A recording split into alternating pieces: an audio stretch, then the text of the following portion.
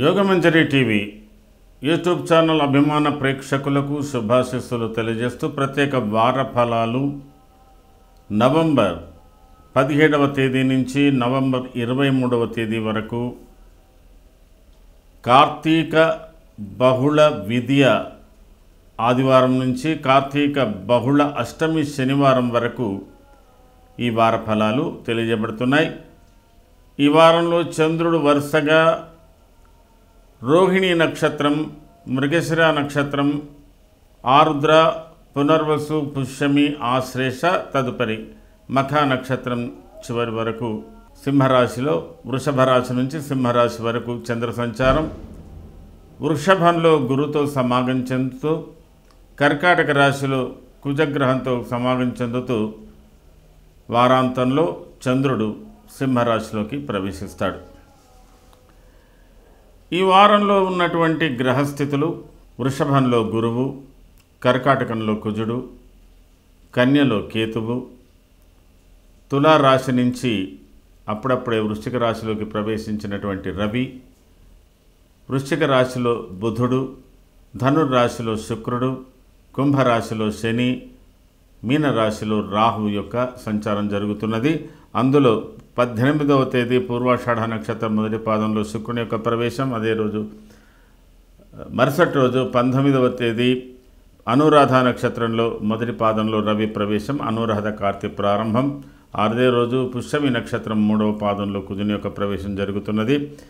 20వ తేదీ పూర్వాషాఢ నక్షత్రం 3వ పాదంలో శుక్రుని యొక్క ప్రవేశం, 21వ తేదీ జ్యేష్ఠ నక్షత్రం 4వ పాదంలో బుధుని ప్రవేశం, 22వ తేదీ అనురాధ నక్షత్రం 2వ పాదంలో రవి ప్రవేశం, 23వ తేదీ పూర్వాషాఢ 3వ పాదంలో శుక్రుని యొక్క ప్రవేశం జరుగుతున్నది. ఈ వారంలో జరుపుకోవలసినటువంటి ప్రత్యేకమైనటువంటి పర్వాలు: 17వ తేదీ అశూన్య శయన వ్రతం అనేది చేయబడుతున్నది. అలాగే 19వ తేదీ భౌమ చతుర్థి ఈ వారంలో ఉన్నటువంటి ఒక ప్రత్యేకత. 23వ తేదీ శైవ నక్తం కూడా జరపబడుతున్నది. ప్రత్యేక వ్రత గ్రంథాల నుంచి మనం చూసినట్టయితే 17వ తేదీ అశూన్య శయన వ్రతం అని పురుషార్థ చింతామణి అనే వ్రత గ్రంథం తెలియజేస్తున్నది. 18వ తేదీ కార్తీక బహుళ తదియ, ఇది భద్రావ్రతం అని కూడా చతుర్వర్గ చింతామణి తెలియజేస్తున్నది. 19వ తేదీ చవితి, ఇది భౌమ చతుర్థి, కరక చతుర్థి, తర్వాత దశరథ చతుర్థి. దీనికి వివిధ పేర్లు ఉన్నాయి. ఈ వారంలో ప్రత్యేకంగా ఈ చతుర్థికి స్త్రీలు ప్రత్యేకంగా వ్రతాలు చేసుకుంటారు. అలాగే కార్తీక బహుళ సప్తమి 22వ తేదీ కూడా పైతామహ కృచ్ఛ వ్రతం అని ఒక ప్రత్యేకత ఉంది. ఈ పైతామహ కృత వ్రతం అనేది ఇంచుమించుగా ఇది చతుర్వర్గ చింతామణి అనే వ్రతంలో తెలియజేయబడుతున్నది. ఇది 5 రోజుల వ్రతం.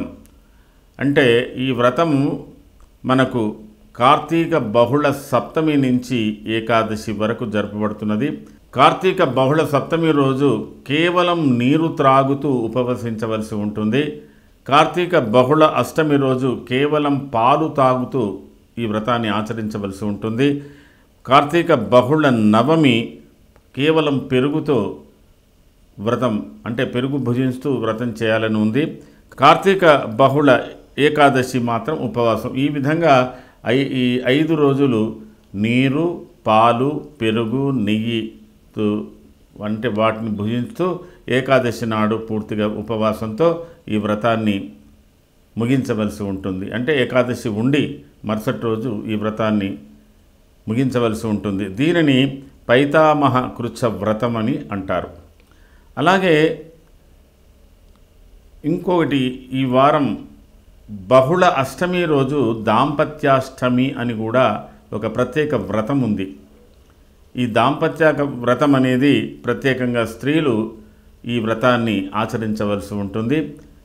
మరి దీనికి రకరకాల పువ్వులతో ఒక సంవత్సరం పాటు కార్తీక బహుళ అష్టమి నుంచి మొదలుకొని మరీ కార్తీక బహుళ అష్టమి అంటే వచ్చే కార్తీక బహుళ అష్టమి వరకు ప్రతి శుద్ధ అష్టమి, బహుళ అష్టమి శివుణ్ణి ప్రత్యేకమైనటువంటి పువ్వులతో, అంటే ఒక అష్టమి నాడు పూజించినటువంటి పువ్వులు మరొక అష్టమితో వాడకుండా ఈ విధంగా రకరకాల పువ్వులతో ఈ యొక్క శివుని ఆరాధన చేయవలసినటువంటి వ్రతం ఇది ప్రత్యేకంగా స్త్రీలు చేసినట్టయితే వాళ్లకు దాంపత్యం అనుకూలంగా ఉంటుందని, కోరిన కోరికలు కూడా నెరవేరుతాయన్న ఉద్దేశంతో ఈ వ్రతం చెప్పబడ్డది.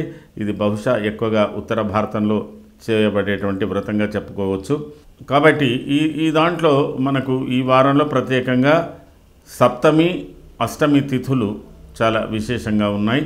మరి ఇది ఈ వారంలో జరగబోతున్నటువంటి ప్రత్యేకమైనటువంటి భక్తి శ్రద్ధలతో కూడుకున్నటువంటి వ్రతాలు.